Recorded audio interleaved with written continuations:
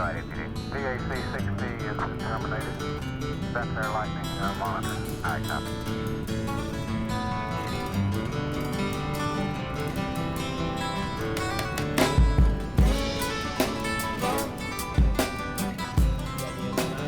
Found myself when I was in graduate school and then as a professor being really obsessed with just how powerful and useful the ideas were that we were learning about, and how identity works, how memory works, how mindset activation works, and how you can use that in consumer situations and organizational situations and personal situations. But I found that it wasn't as immediately useful to people, right? So the joke I often liked to tell was my field of behavioral science is the field that studies how to make things engaging, memorable, and fun. But if you go into at least half of our classes, they're not very memorable, engaging, and fun. And so there was a distance between the scientific knowledge and the application of that scientific knowledge. And Heidi Kaus is the idea of let's take that behavioral science and then fuse it with other artistic practices. So that might be like a model of storytelling from Disney, where I used to work as a Disney Imagineer. Or it might be taking a model from applied improvisation about how we warm up the mind or respond in person to create creativity. We'll take that science, we'll put it together with this art, and will lead to different outcomes. And that's what I'm trying to canonize more and more with what I do at Heidi Kaus, and is also what I do as a chief scientist at On Your Feet. But Heidi Kaus is me doing it exactly as how I'd want to do it, in a little more punk and niche than what we do at On Your Feet, where we're teaching things that would be for an entire company to learn or something like that. Yeah, I like the science plus art. Like that Yeah, so that's a scientific, resonant idiom. yeah, Yes. Yeah. yeah. Scientific mind, artistic heart is how I like to say it.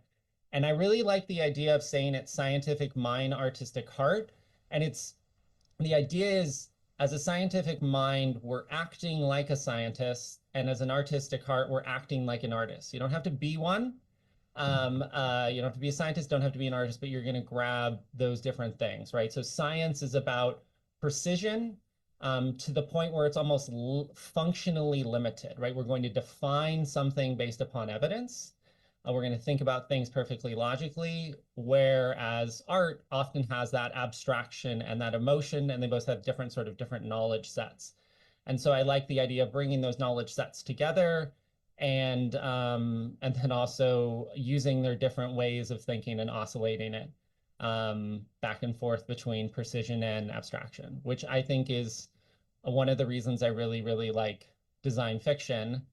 And then within a lot of the things that I'm doing, I really believe in like trying to define a core idea or a core approach, because I want to be able to like give somebody something. And I think that what you've done with design fiction is you've created like an idea that you can define in 2 sentences, but then has an incredible depth, and it's like something you can give.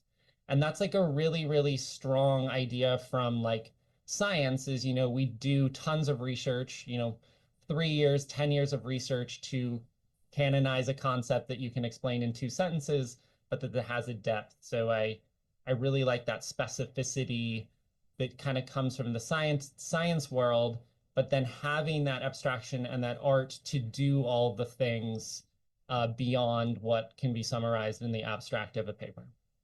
I'm still trying to figure out a way to make it the value of it easily sensed by the organizations.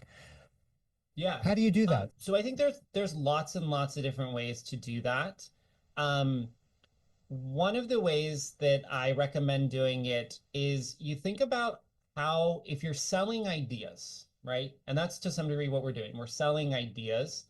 Um, be able to describe that idea in the way that people are used to hearing about ideas. And so one of the ways that people are used to hearing ideas is they're used to hearing ideas as like a book, which has a title, a thesis statement, and then like it has a key three or a core four, or a super six ideas, right? And so one of the things that I think is the most useful when you're pitching an idea to someone is to have like a core name of what you're doing. So like at the work firm, we sell so many different ideas and trainings to people, but one of them would be the improv mindset, right? So the improv mindset definition and insight, a mindset a mindset inspired by how improvers perform and collaborate on stage, refined with behavioral science, which has three core principles: letting go, noticing more, and use everything. And then we might add some science and other things to that. But people are able to really sort of often, especially if you're talking to the right audience, they're like, oh, I get why that thing is valuable. Or your goal is to have a great team, put together a great team. Well, our insight is that great teams do three things. They take the time to acknowledge, they take the time to connect, and they take the time to constantly explore together. And our model is ACE, ACE, acknowledge, connect, and explore. And the way that you can put that into action, and then we talk about how people can put that into action. And then, of course, we'll have a bunch of the theoretical science and case studies behind those that we'll be able to explain. But you're sort of able to if you're selling an idea, you need stories, but you also need to be able to bottle that idea in a digestible way that people can fully understand it. One last example I like is when we're selling experiential design or something. Often we'll borrow something from Disney Imagineering, or one of the Disney Imagineers, Tony Baxter, is that you want to create an amazing experience. Well, one way to create an experience is use a model for what creates an amazing Disneyland ride. And according to Tony Baxter, famed Disney legend, creator of Star Tours, Indiana Jones, Disneyland Paris, chief creative, they do three things. They thrill, they take, and they connect. They thrill you like a roller coaster or with some strong emotions. They take you into some place by portaling in you and then getting into a distinct universe and then completing the portal out, which makes you feel like you've been taken somewhere. And they connect you with something you already know and love, either a theme of space travel like Space Mountain or through an IP like Star Wars, Indiana Jones, or Frozen. And then you're able to it's people understand that, and you back it up with science, back it up with examples, et cetera, et cetera. Yeah. You were like, I got one more example. I was like, I'll take as many as you got because these are really helpful. I mean, you kind of get it. And you and I talked, some months ago about this,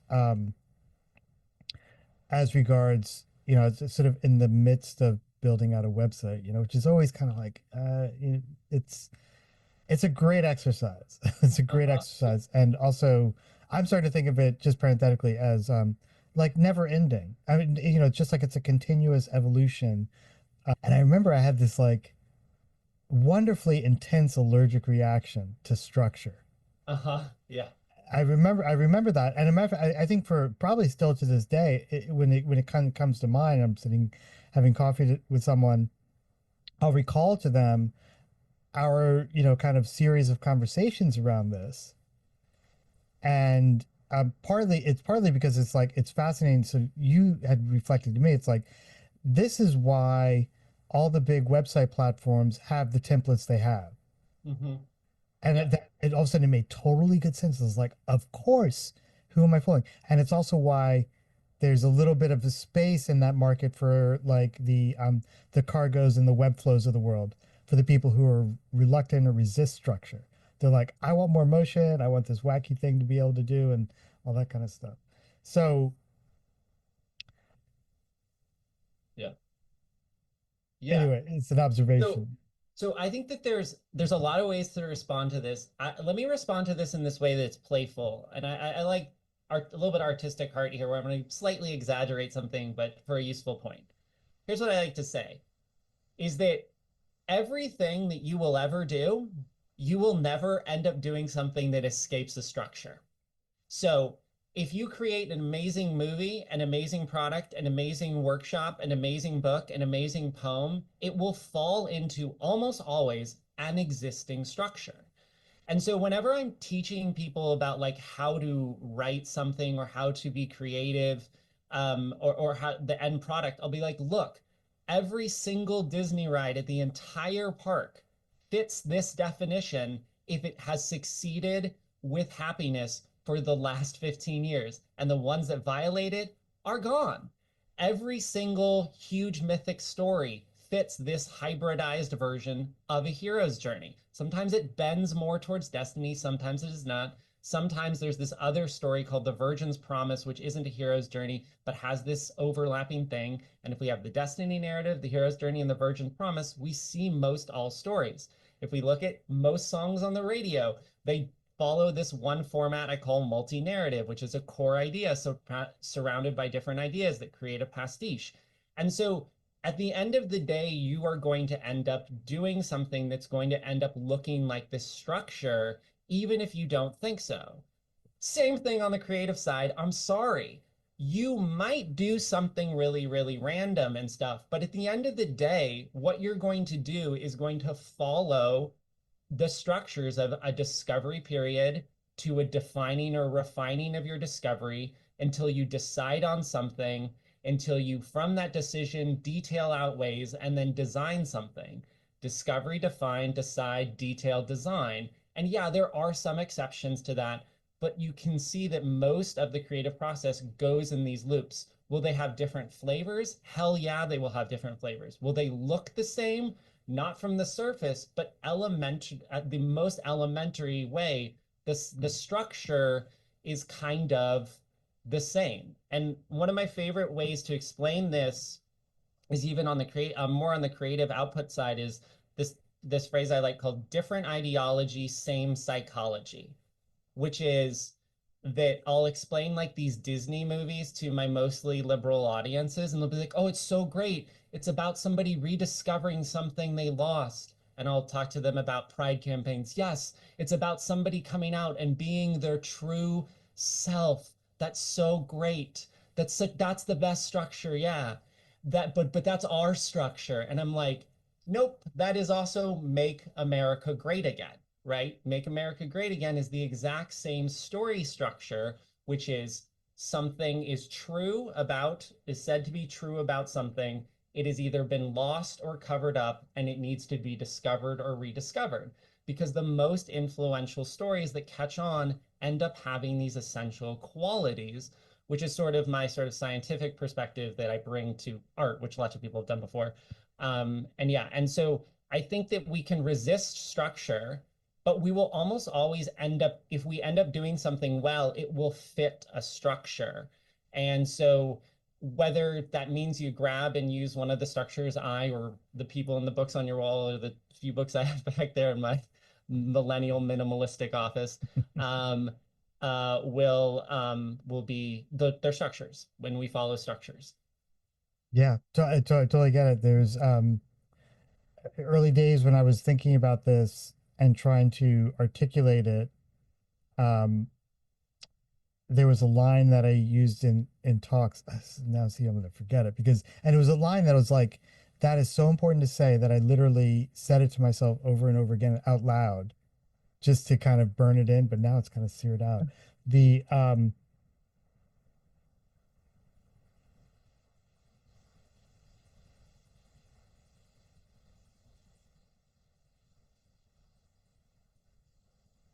totally forgetting it. It was the sentiment was, damn it. Hold on. We're For your listeners, we're in a classic Julian pause in his podcast. One of my favorite distinct things about your podcast is you like don't cut out the thinking air, like this moment of you thinking about things. I feel like it's just like this really distinctive quality of listening to you that I always enjoy. Thank you for saying that. It started with I think it started with like appreciating the silence, and also Hmm.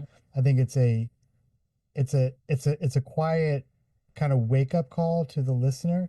They're like, wait a minute, they might be, doing something else, pouring a coffee and kind of Hmm. halfway paying attention. They don't hear anything. They're like, hold on, Yeah. is my headphones still working? The fundamental predicament of the creative consciousness is that it must inevitably contend with structure. Hmm. Inevitably. Yeah. And I think I think part of that was like almost like sermonizing. It's like once you accept that, it's like you're free. You're not burdened by that sense of like, oh, but I'm a classically trained poet. Like my work must not be sullied by the structures of, Hmm. commerce or whatever. I would rather burn my work than see it sold. And it's like, yeah, at one level you could be like, it's kind of selfish because your work might have value and you might touch one person or who knows what. Um, Yeah. And I think that, it's yeah, go on.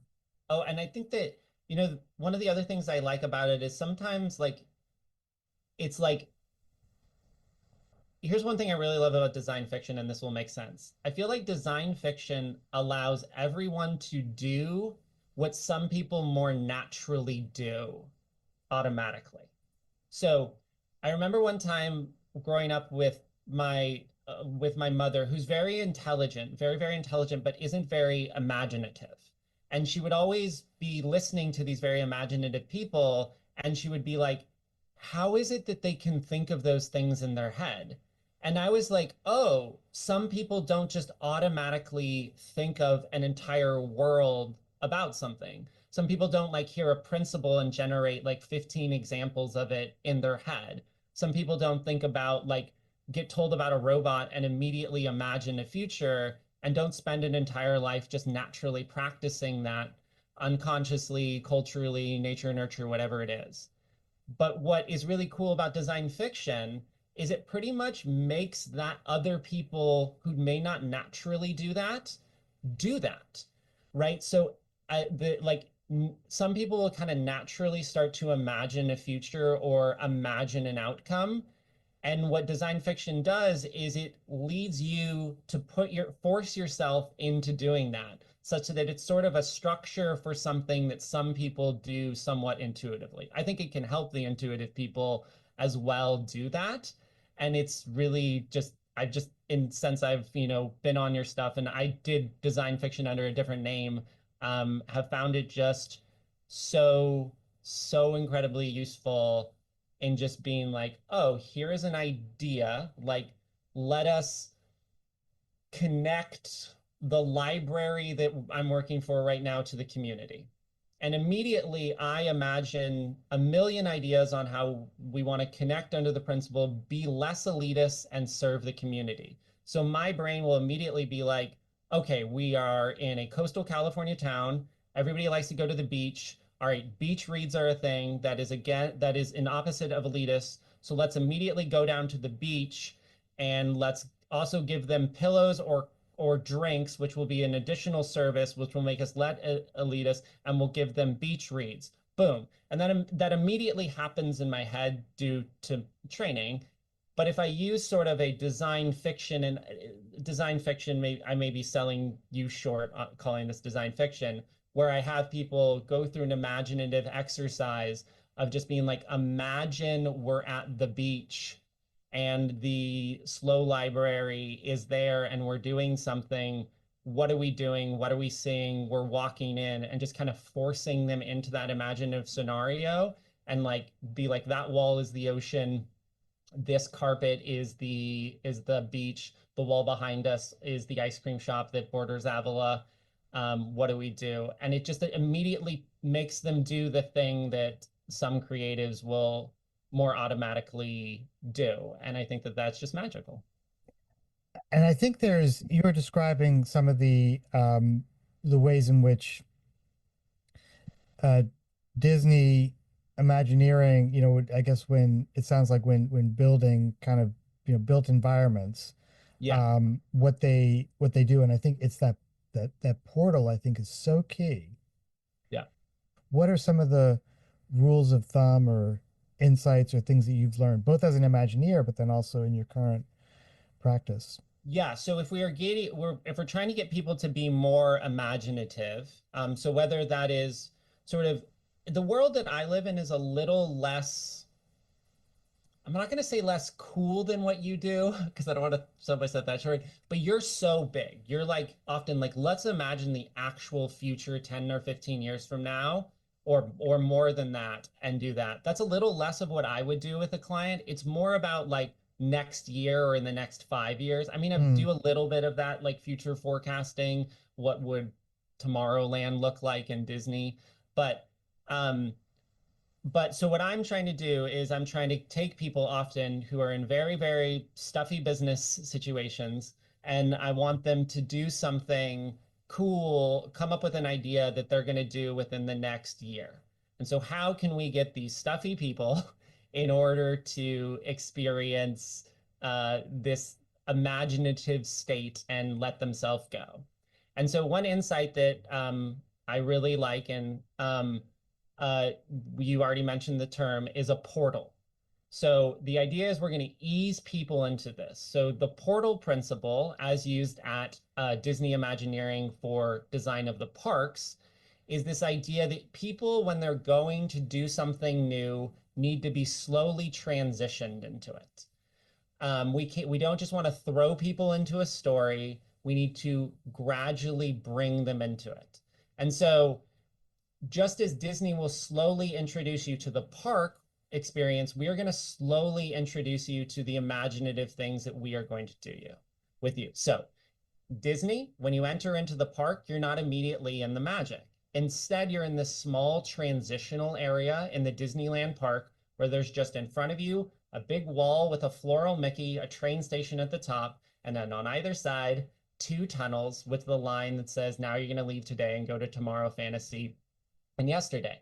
You go through those tunnels, the music swells, you go up, and you're still not fully in the magic. You're in Main Street, USA, the old 1920s feeling street, and the castle's in the distance. And then you walk all the way to the castle, feeling more into it. Then you walk through another tunnel, like through the castle. Then you go through a themed line that gets you ready for that line, and they're really different the line. Sometimes it's getting you ready for an adventure. Sometimes it's getting you ready for a battle. Sometimes it's getting you ready just to go to a party. And then you get on the ride, and then the ride has another portal which slowly transitions you like a space launch tunnel. So the idea is that the mind needs time to transition. Hmm. And that's a huge principle in the Disney parks. And I'm going to use that any single time I'm also trying to get people into an imaginative state. So one of the things that I often do really early on with groups is I do a say, imagine what somebody would say that you want somebody to say about what you are doing or would do. And you have to use an exclamation word. And I just call the game is just called exclamations. And so everybody around is like, gee willikers, that website is really stylish. Or gosh damn, is that new entryway impressive? Or sweet, I got to skateboard to school to my classes. And it's just this one little thing, and it's this very easy template where everybody gets to pick a slang word that they like and they kill it. And then we do negative. We're like, okay, so what is not working right now in your space? And then you're like, imagine in the voice of your consumer, ugh, this website is so overwhelming. Darn it, they never have the new releases when I walk in. Or grrr, it's a 3 hour wait for Space Mountain, right? And everybody kind of warms up, and you give even the least creative person or least imaginative person a easy template where they succeed. And from that moment, you can usually do really, really strong things with people, and they're getting in the right mode. And yeah, that's one of my favorite ways to do it. What's going on cognitively when you do those exercises? The like positive exclamations versus negative exclamations. Yeah. So in general, beyond the exclamations, first of all, their brain is warming up and they're getting into a more playful state, and they're recruiting also the right different types of memories in their heads that are going to be associated with this, right? They're my brain needs to be playful. My brain needs to think about consumer experiences. I'm going to be unlocking those. lots of times what we'll also do is have them put on the wall some of their favorite consumer experiences or some of their worst consumer experiences. And so now the brain, using availability bias, or what's sometimes called the availability heuristic, now it has all the right type of memories and mindsets activated for them to use. And then I think really when they're thinking of the positive and the negative things, I think when they think of the negative things early on and how I do it, it's so playful, it actually doesn't feel negative because it actually feels very like I'm affirming that this thing is wrong and we're going to fix it. And it has more of that sort of energy that's going on. And so it is sort of this playful brain, positive brain. And also, people are just generally feeling competent because they all just told a joke and everybody laughed. So it's also that sense of competence, which of course we know is just so important. That subjective state of competence in order to feel like you can actually accomplish something. Yeah, that's a good one. I like it. I'm trying to be articulate about why I like it. I mean, part of it is I think um, providing an exercise for people to start are flapping their gums, saying things. I found that in the room, that the thing you're sort of referring to, it's like people's brains are warming up. But what do they do in improv class? Undirected, unstructured kind of exchanges, back and forth. Yeah. Yeah. And so, like in improv, one of I adore applied improvisation, the place where I'm a chief scientist. We are more than improv, but applied improvisation is a huge pillar of what we do.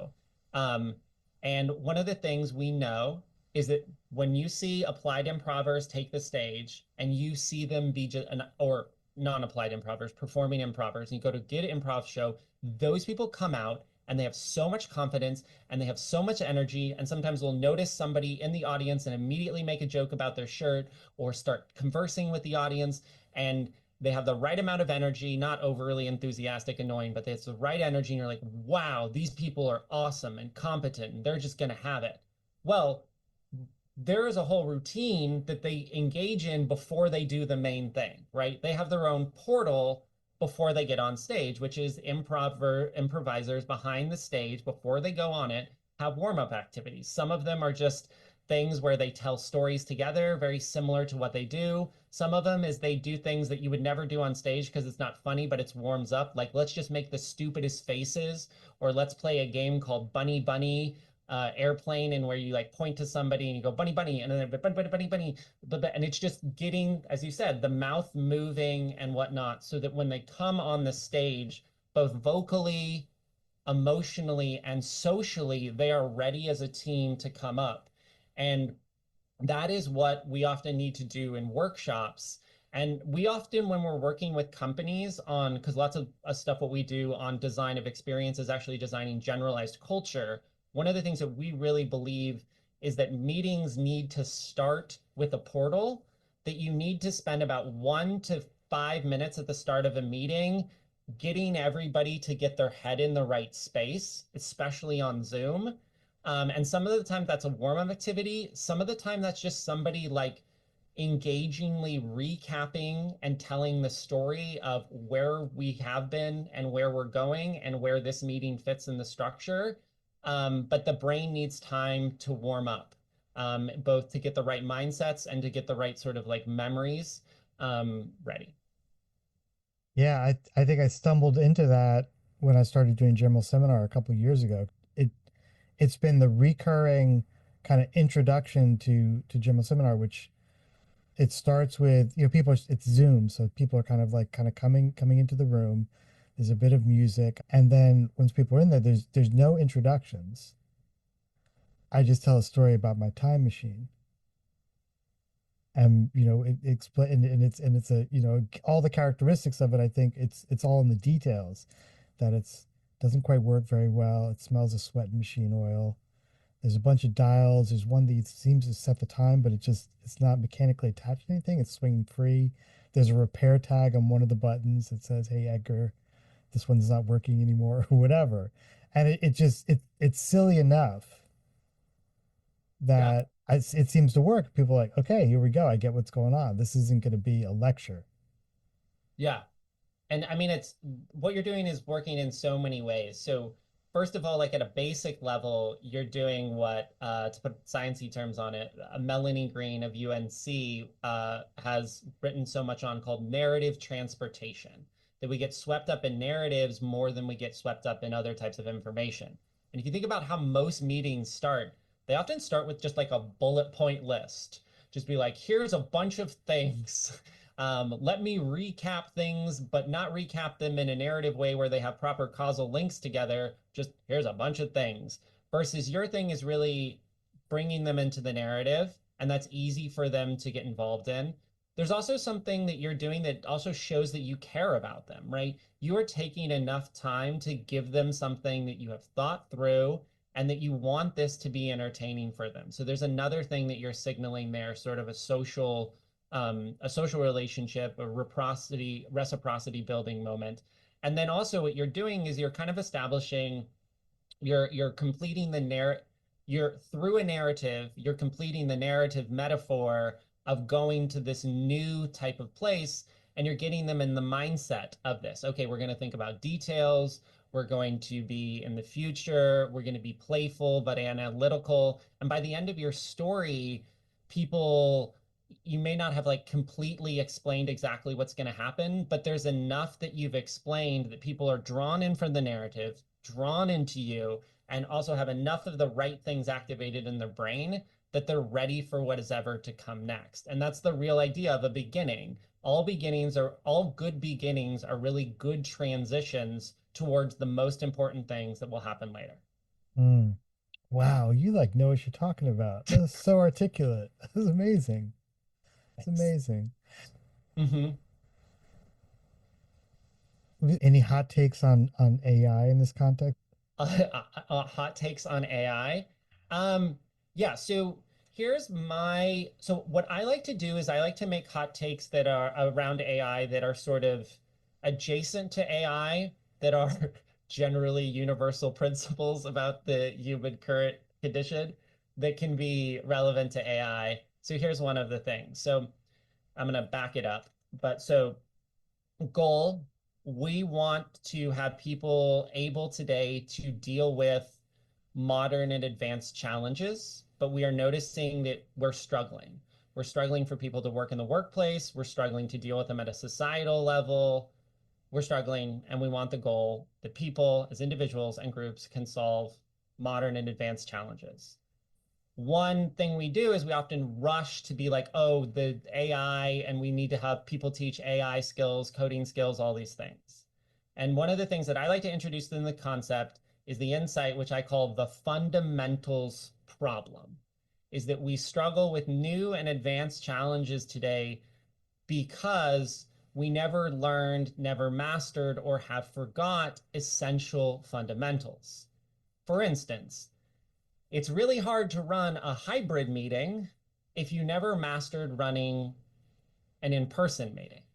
It's really hard to ask an AI a question and then iterate with it well if you never mastered asking a question or clearly communicating an idea, or, and this is a huge one that college students do not learn, is how to iterate and improve an idea and develop a sense of taste in order to improve something. And it's really, really hard to understand modern attention spans and Gen Z psychology if you never first learn basic psychology. And again and again and again, the reason we often struggle with new and advanced modern challenges is because we lack some fundamentals. And I'll use this sort of last example is, one of the basic fundamentals I often teach people is simply how to listen. And you see all these companies that like invest in so much money to get data to listen better to their employees. And I'm like, you don't know how to have a conversation with another individual and properly listen. That is a skill that I think you need to have either before this other thing you're trying to do with data, or at least in addition to that. Mm. So that's a long answer to saying, I think that one of the ways that we can help people use AI better is to teach the things we always should have been teaching people in school and what that have been getting crowded out by tons of different things.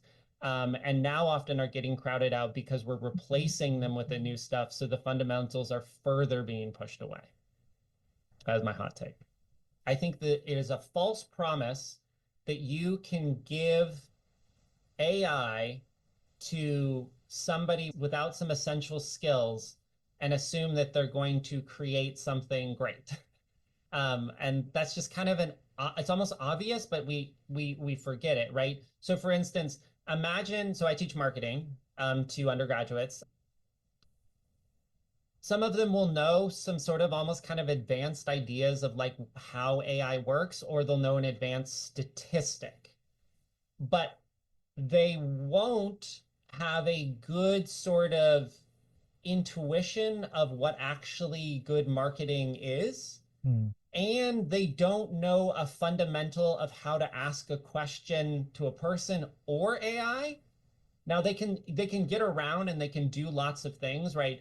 Some of the times it's very aesthetic. So like I'll have students like produce projects and they'll do a pitch deck and they'll use like an AI thing and they can put something on the pitch deck so it makes the pitch deck look better, like because it just aesthetically makes it look good. But if then you ask them a question following up, okay, so that's what you said, what do we actually do? They actually haven't learned the thing, and so the pitch deck looks like a good pitch, but it's not really. There it's all aesthetics and stuff. And it's also why I think it's really, really important to have teachers that know how to also have a taste, right? You need a teacher to be able to grade somebody really well. And a lot of teachers today are just so blown away by what a kid can do with AI that they are like missing that the kid is learning the skill anyway. Um, and yeah, there's a lot of things. I'll just add on this because I think people forget this sometimes. Um, Teachers often aren't good at teaching, right? They don't really get a lot of education on how to do it, and they're often not really good at assessing how quality their students are. So one of the things that I consistently find, and I like saying this to show like students can graduate and not be good at what they're doing. And I talk to so many people in marketing and they're like, when I explain this to them, they're like, oh, now I get it. And it's that here's what happens. Imagine a marketing class. There's 40 students in there. Every student who enters the marketing class knows something about marketing and they know one product really well, right? Because it's just something we know information about. You have a commercial you like, you know a band, you know a storyteller, you've seen an amazing Nike ad. The professor explains an idea and asks the class, do they have any good ideas or examples? Most of them don't, but at least 2 or 3 of them do. They say something. And the thing that they are saying, they knew coming into the class. They didn't know it because the professor taught them. They just generate something from a pre-knowledge of something they're already good at.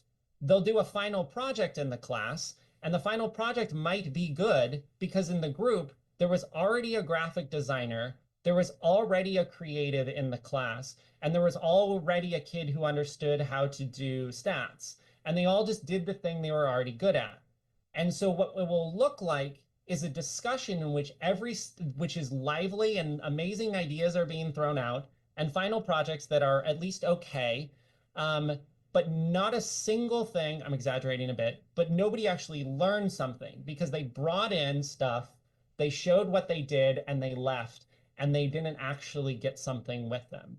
And so there's so many ways in which education doesn't actually teach people almost anything. And we miss that. And there's a huge fundamentals problem in education is that teachers often don't know how to teach. And there's an additional thing that's beyond skills. They're not motivated enough and they don't have the right resources. And maybe that's even a bigger problem than what I'm talking about right here. It is a bigger problem. But there is this thing with lots of teachers don't know how to teach and evaluate their students. Thousands, maybe even more than half, definitely are great teachers. But I think we really need to re-examine education from the fundamentals problem in many different ways, both the fundamentals problems of the students and the fundamentals problems of the teachers, and then also, of course, the administration. Yeah, if I were to momentarily play devil's advocate, Go um, for it. it just kind of comes to mind. I'm trying to because now I'm really digging your Uh-huh. kind of I point mean, counterpoint thing. in part, I'm definitely not being careful in what I'm saying right now because I'm assuming that you are a smart audience. If you're listening to this podcast, you're probably a nuanced person. My point here is more to like what I sometimes call a useful take is it's useful to push your brain in this direction for a moment to consider this. It's not meant to be hot. It's not meant to really be controversial. It's not meant to be complete or correct or definitive. It's just holy crap, we don't know some fundamentals. And yeah, some teachers might not know how to teach. And in your situation, if you are in charge, like actually at a school, would you evaluate it? Let me be really clear about my hypotheses slash statements. Hmm. So one is AI is unbelievably amazing, and it is a tool that can help people with incredible talents do truly breathtaking things. It is also true that it's a tool that with a minimal amount of knowledge, you can do many things that are good enough, right? Hmm. And I think that's really one of the most important things that you said right there is that some of the times we don't need something spectacular and that just putting something into AI can be enough, right? So sometimes when I'm writing an email and it's like I write an email and I just word vomit, I put it into AI, it generates it back to me, and I'm like, this is not as good as I would want to write this if this were in a paper, but this is just an email where I'm trying to communicate an idea and we're going to have 20 back and forths on this. Here it goes. Right. And so AI is really good. My other side on this, and kind of like, again, like everything I say is really a little bit, and I think should be known is it's biased by where I come from. I come from science, I come from experiential design, and I come from education. And so everything I'm saying is often me I need to come up with solutions for those spaces, and that's what I care most about. And so I really care about education, which is I need to have my students come in and leave quality. And what I find oftentimes is my students will leave the class able to make, not my students, but I will see other people leave classes and they're able to make with AI the thing that is just good enough. But Hmm. so can somebody who hasn't gone through a marketing class. And so if education is going to be distinctly valuable, it needs to push them to do the really great things.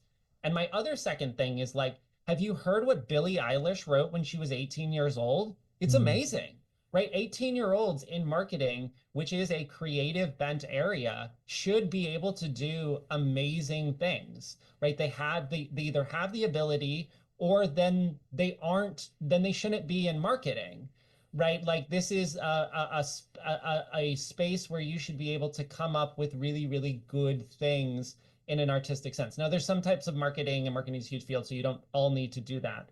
But I do really, really believe that education needs to have really, really high standards for people and actually hold them to that so that education has any meaning in modern time, especially when so many things can be accomplished with a limited amount of education. If we're paying this amount of much money, this amount of much time to send people to institutions, let's make sure people actually learn something. And if they don't give them a passing grade because then the school puts out people and then the education is a false signal to the field of something and then education just means nothing in a market sense. There's so much more nuance to what I just said, but those are a useful take of things to consider. Yeah, awesome, cool, great conversation, man. Woot. Nice. Um, Could I ask you a question just to end this? sure. So could I walk you through? I'll probably want in the future for you to come on my podcast and do something that is like the full version of this. But I'm going to ask you some small questions and answer them to the degree to which you want. They can be answered in like 2 to 3 sentences each. So, first, and I know this will be repetitive for your audience, you do something called design fiction. Can you give me a 1 to 3 sentence description of design fiction? Design fiction is the creation of imaginative material cultural artifacts that imply the context of the world from which they have come. Awesome. The last thing is, if we were to use like a sentence or two, or key three or something, like we talked about portals before. And so a portal is something that creates positive anticipation, mindset shift, and narrative, metaphor of going somewhere different. Improv helps you let go, notice more, and use everything. What if we were to sort of abstract, we were sort of define down into sort of takeaways, which also would also be useful to remind people what they're trying to get out of design fiction. So when they're doing design fiction, they do it well. What are sort of the core things it's doing? It's making it specific, tangible. What would you say it's really doing? Um, well, from front to back, I would say making grounding the world, which is another way I think for me of saying making it tangible. And that's one thing. Another thing is not focusing on the superlative aspects of the world. So it is focusing, finding the way to focus on the the the fact that the world is imperfect Mm-hmm. in a sense, and Yeah. the contrast between the perfect ideal dream of what could be, and actually, our dreams are oftentimes filled with uncertainty and doubt. Uh-huh. And so sometimes I try to capture. I say we're trying to identify in an artifact the hopes, fears, dreams, desires, and dreads, Mm-hmm. represent that in the artifact. So the advertisements, as you know well, typically they're aspirational. Mm-hmm. Look at this beautiful house; it could be yours. And then there'll often be other aspects of culture. So that's a aspiration, a hope, a desire. Mm-hmm. It's tapping into a dream. Yeah. And then because it's an advertisement in some parts of the world, you have to disclaim some things about it, Uh-huh. or describe certain aspects of it that, in a way, not are they're oftentimes really small at the bottom because we don't want to dash your dream, but we require to say that these are the conditions of buying this home. It comes with a 3-year warranty. Oh, Uh-huh. you mean, why would I need a warranty on my dream? I don't get it. All right, something might go wrong. There might be the windows might leak, or the water heater might go. I don't know. You're talking about like AI and how the world it's going to be perfect. I wonder if it will be. What else is there? What else is going on? And then you can also have the disclaimer or whatever it might be in this context, or the issue that has arisen, but they can both live together. So you basically, you're saying the world will be all these things at the same time, like simultaneously. It'll be that moment where everything's going great. You're having your croissant and coffee is amazing in the morning, and as you're sitting out the window admiring the view of the bustling city street, you see a homeless person walk by. We're always holding these things together, somehow managing to kind of muddle our way through.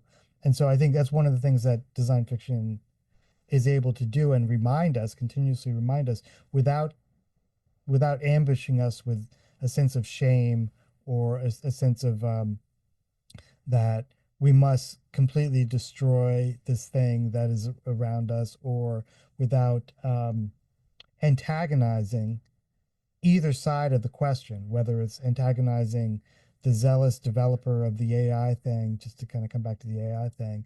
I'm not saying it's like you're bad. But I think that one of the great things about design fiction is that it is one, but I think you're not being concise, but it also is the point. But it's okay because we're precise at the top. You can define design fiction in 2 sentences, and then you can be like, okay, so one principle is we want to ground it. Here's what we mean by grounding it, make it tangible. And then you're like, we want all the hopes and fears and stuff. I think in one of the podcasts on one of the recent episodes, there was like a line about how like it's beyond utopia or dystopia. So it's almost like that category you could call like beyond opia or something. Mm, That's probably a terrible title.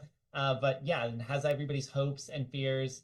Right. That example is so good that like right now in our existence, there are good things, and then we look out our window and we see a bad thing. In the future, as AI and all these things happen, whether we make it work as good as possible or as bad as possible, both of those things will exist, right? And seeing all of those stuff, and then also as a psychologist, I just love the idea that so much of what you're doing is bringing people's hopes and fears and stuff, right? Making an advertisement. I know, sorry, I've said this probably multiple times, but the top marketing at psychology, but seeing an advertisement for the future is so cool because you're being like, what will people feel, want, fear in the future? And yeah, that is so cool. And it's just design fiction. It's just one of these kind of many things that I think is out there as use it, but it's also this case example of an idea that can be defined in 2 sentences, but is so insanely deep and powerful. And the more you think about it, the more you can see that power and do that, right? It's, you know, design fiction is bigger than like a concept like a portal, but a portal can be defined in 1 sentence. Then you can define it with 3 scientific principles. You can hit those scientific principles at different times. You can see examples in Disney, examples in work, examples in music, and then you can start using it better. Design fiction is that, but additional complexity. But again, it's just so cool that we can define these ideas, then deeply more define them to more powerfully apply them. And that is my approach to everything, is that if you have this powerful fundamental idea and you really understand that idea, you can build and combine it and cross-pollinate. Yep.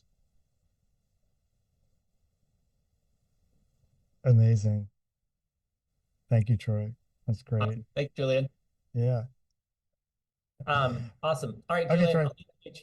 Have a good evening. Bye. DAC-60 is terminated.